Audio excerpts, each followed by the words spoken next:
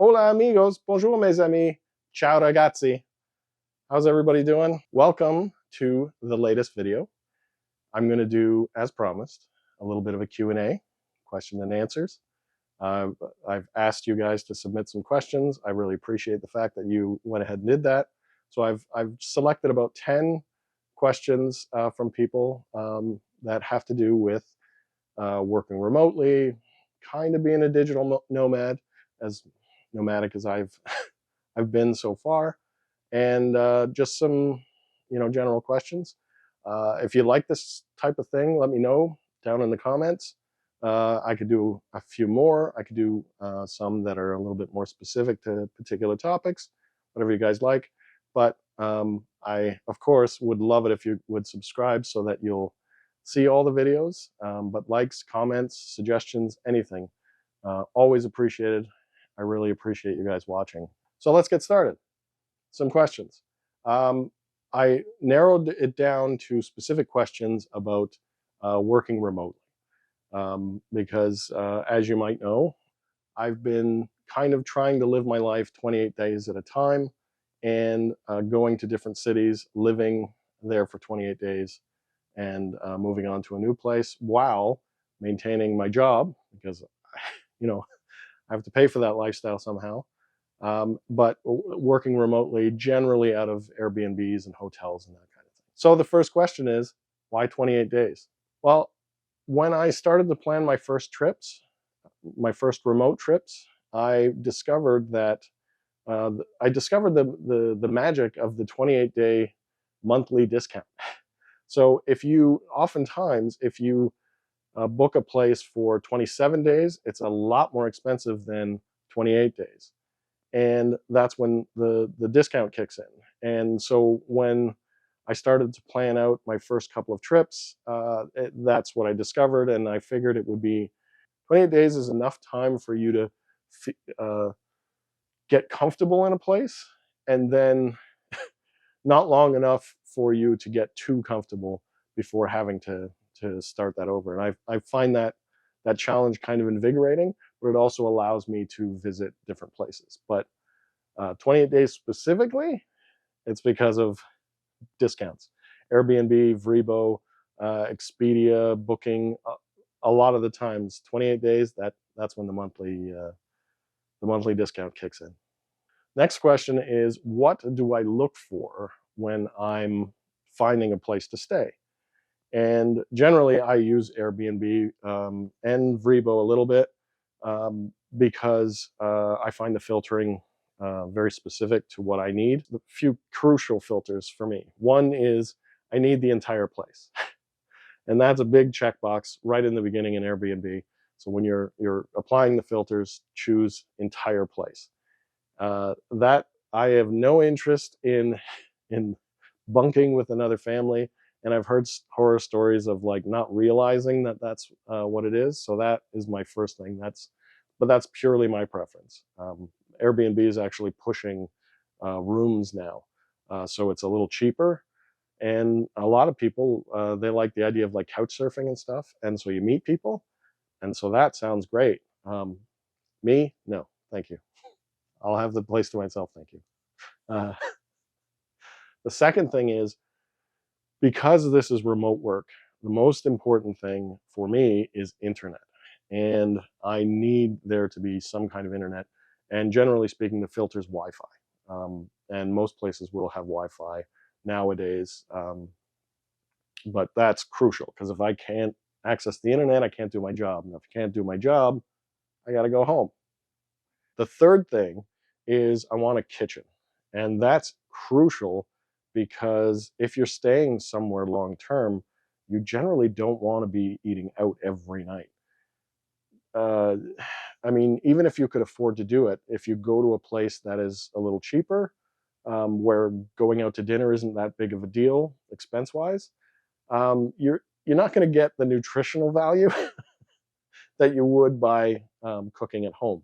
And you kind of miss out on a cool experience about going to the local market and picking out all the fresh foods. For me, a kitchen is crucial.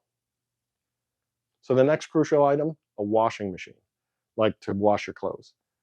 the crucial part about having a washing machine is you don't want to bring a big pile of clothes, right? It's going to take up a lot of room in your suitcase. A few shirts, a couple pairs of pants, a good amount of underwear and socks, and then just wash them once a week, and you don't have to carry around a whole bunch of clothes. The last thing that I particularly look at is I want to be, um, if I'm going to stay somewhere, I want to be downtown. I want to be where it is that the action is, so to speak, or where the landmarks are. If you're going to want to stay somewhere like Florence, you want to stay in the old town, right? The old historical city, and because you can save a lot of money by living in the suburbs, on the outskirts of town, and all that, but you're going to spend a lot of time traveling back and forth to the city.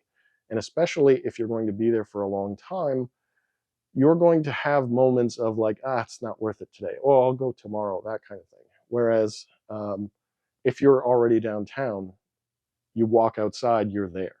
And to me, it's worth the money. So a related question is, what did I learn the hard way choosing an Airbnb? And I chose this particular question because when I was staying in Avignon, I learned the hard way that the internet was not good there, and I struggled a lot and wound up having to like leave the Airbnb that I was at and go to another place because it didn't work. It just took too long to upload and download. Um, Situation was, I don't like to go negative, but it was a whole weird situation with a lot of shared internet, like a really budget plan shared amongst like 4 units. And, it took me forever to upload stuff for work. And I realized like, I got to do something about this. Um, you know, you got to do your work. So it was an expensive lesson to learn, but from this point further, I'm going to before I book anything, I'm going to reach out to the hosts and say, hey, how's your internet? Can you give me some numbers? And what I plan to do is give them a link to the internet speed test.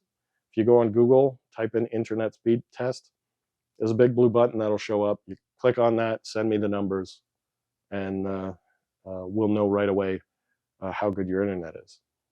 Next question is, where do I think has the healthiest diet and uh, secrets to longest life? Which is an interesting question because I haven't been everywhere in the world. And statistically, Japan, Okinawa, they have the oldest living people. Um, and so probably there, which hopefully one day I'll check out for myself. But one of the things that really brings me or like attracts me to Europe, in particular Southern Europe, is the lifestyle. And it's a healthy lifestyle, but it's not a withholding lifestyle, right? Like they're big into their desserts and their pastries. I mean, I took advantage. But at the same time, like everything's healthy, right? They don't have the industrialized food systems that we have here. So even things like flour, it's healthier there. Like I can't tell you that pizza is healthy, um, but it's certainly healthier over there. And you know, I feel energized when I'm over there, eating the fresh foods, eating good food, and because it's so good, you tend not to overeat because you're satiated and happy. Um, Although, you know, you still want to eat a lot. But there's lots to do, lots of activities, walkable cities, promoting a healthy lifestyle. So if I had to choose, I'd probably go with Italy because that it's part of their culture. Like they're very conscious of doing that, and so yes, they absolutely want to be eating well and eating healthy and doing healthy things. And la dolce vita. The next question is, why the change from blogging about the woods? Um, uh, that's a long story. Um, so I'll give you in a nutshell version. A couple years ago, I had a heart attack, and I'm too young to be having heart attacks, and it was a scary experience. And at least for the first year afterwards, I had to kind of make a promise that I was not going to be any more than like 2 hours away from like a hospital. And being out in the middle of the woods, uh, for those of you who don't know me from that, I did a lot of portaging, canoe camping. So I'd be far away, uh, days away from hospitals in some cases. So um, it's not that I don't want to keep doing that, but like I said, I had the promise that I'd stay close to hospitals, but also I had that. If I'm being completely honest, I did have this moment of like, wow, if that would have happened in the middle of the woods, things would have went differently. Especially considering the heart attack, the type of heart attack that I got is apparently called a widowmaker. Um, like the survival rate isn't high unless you're looked at immediately. And that is to say that I had a moment of like, wow, like things could have turned out much differently. And my entire life I've been thinking about like doing things in the future, and when this happens I want to do this, and when that happens I want to do that. And you know it reminded me very, very poignantly that sometimes that's not possible. So I started on a bit of a kick of like, where do I want to go? Like, what do I want to see? I don't want to wait for that. Let's go see that. And then I started doing it, and I haven't turned back. I'm really enjoying this. I want to see more places. I appreciate that nothing's guaranteed, so I'm going to keep doing this. And that isn't to say that this won't involve going into the woods here and there. I may do 28 days in the woods. I may go to more remote places for 28 days, that kind of thing.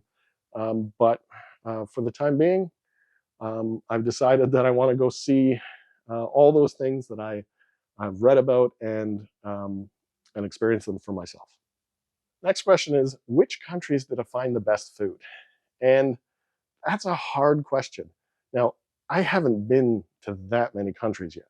In fact, I keep going back to Italy. And one of the reasons is, well, the food, but also the lifestyle, and skipping the winters, that's okay. But to be honest, that is such a hard question, and I don't want to cop out, um, because I think ultimately, based on my experience, I would have to say Italy. um, I've only spent a certain portion of time in Spain and a certain portion of time in France, and they both have amazing food.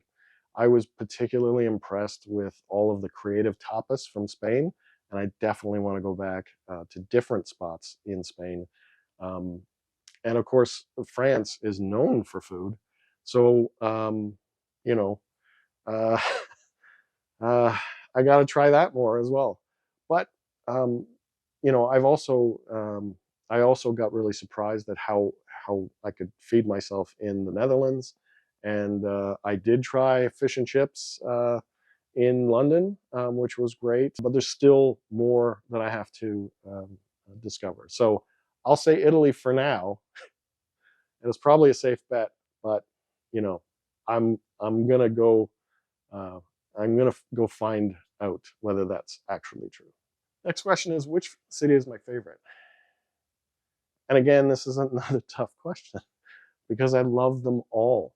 Um, and again, I don't want to cop out, so I will just say I think the place that keeps drawing me back is Florence, and I love that place, um, and it feels like home now because I have been there, I've lived there, um, for 28 days, and I keep going back. And in fact, on this trip, I went back twice. Once I took a little side trip on my way from Milan to Rome. I spent like the afternoon there. I've got a video coming up about that, and I just really love it there. Um, but again, I'm into that many cities, like relatively speaking, to all the cities in the world. So let's find out whether that holds true. Next question is, what is the best packing hack that I came across? And I don't really know. Like, I think a lot about a lot of the years that I was camping, and that I learned to pack and pack light, and pack like compact stuff, and only packing what you need, which is a perfect segue from camping into traveling. It's exactly the same way. And one of the things that I really did this last trip, what I did was I took my electronics and I kind of converted them. So anything that has a plug, I'd see if there was a version with a USB plug instead. And that way, instead of having to manage a bunch of like conversion adapters, for North American plugs into European plugs, um, USB is universal. And so all I needed was the wall mount, a European wall mount. For example, the charger for my camera used to be a plug in the wall. I replaced it with a USB, and now if I decide to go elsewhere, I will just instead replace the wall mount for like an Australian wall mount, or a wall mount for the UK, but the USB will stay the same. Next question is kind of funny. Someone asked me, "Why's my family in Rome?" Or "Why was my family in Rome?" And it's funny. My sister decided to join me last year in Florence, and it kind of gave her a bit of the travel bug. And we got conspiring at some point about, where are you going on your next trip, and can I come, and that. And I thought about it, and I'm like, yeah, you know what? Maybe we should all go. And so my parents in particular, they're getting a little older. They don't want to travel as often, and so I really started to think that maybe this might be the last time we could do something like this. So if that's true, then let's do something. Let's go to Rome. Let's really travel. I am so glad that we did it. That's why my family was there. Was just the opportunity to do that as a family, and it worked out. We didn't really, like, not everything was perfect. We got rained on a lot. We had a train strike, ruined some plans. But at the end of the day, all I keep hearing from them is that they had a great time and they love the opportunity to be in Rome. Last question, number 10, is where am I going next? And if I'm being completely honest with you, I don't really know. I'm starting to plan. My travel list is so big, and I don't know. Um, I'm hoping to do it a little sooner than I did last year or this year, and I'm hoping to go somewhere that I've never been. But I'm probably going to Europe. I mean, more than likely, like 80, 90% chance I'm going to Europe, just because that's, again, like in the spirit of like going to the place that I've read about. That's what I've read about a lot. And those are the places that I want to see, and the great works, and the architecture, and just the culture and everything. So I don't know. I'm definitely going to different cities for sure. But am I going to the same countries? Maybe not. High on the list are places like, I'd like to see Vienna. I want to live in Paris at some point. That's going to be expensive. Um, and I want to go. I really want to go see more of Spain. But if I had to go to Italy again, but I'm also a remote worker, and so there's a lot of digital nomad visas, and I think I'm going to start investigating the digital nomad visas, and that might take me to a particular country. And the digital nomad visas tend to be like, allow you to stay for a year, and I might take advantage of that. Spain's got a good one. Croatia's got a good one. But where would you go?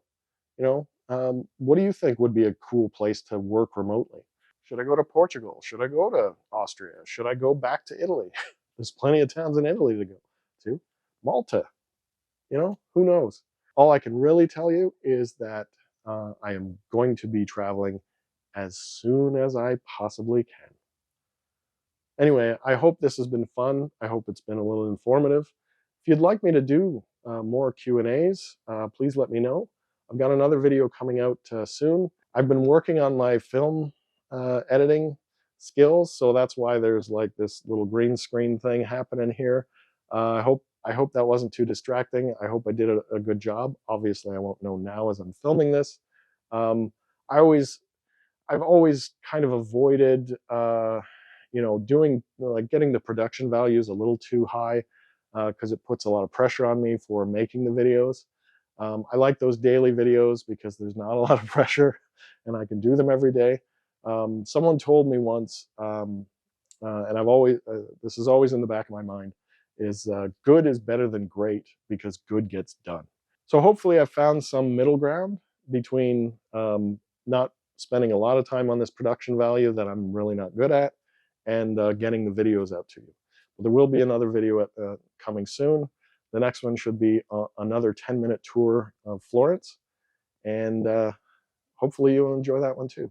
Please subscribe if you're watching this on YouTube. Send me likes, send me comments. Love those, and we'll see you next time. Ciao.